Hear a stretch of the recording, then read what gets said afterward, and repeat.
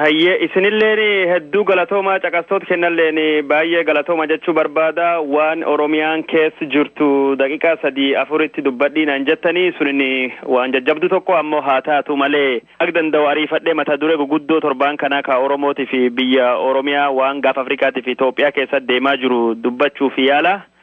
Ka jalqaba wanni guddaan beekamuu qabu sochiin barattoota Oromoo University Wallaggaa Jimmaa Adaamaa Finfinnee Haroomayaa Madduwalaabuu fi akkasumas University adda addaa ka biyya Itoophiyaa keessa jiranii jajjabaatee torbaan kan deemaa jira akkuma torbaan kaanii.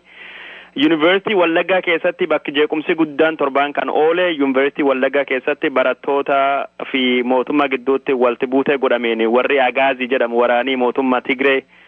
University cabsuudhanii barattoota shanijjeessanii barattoota 200 ol akka isaan madeessanii maddeen nu dubbisne achira nutti himanii jiranii hospitaalii Naqamteelleen akka inni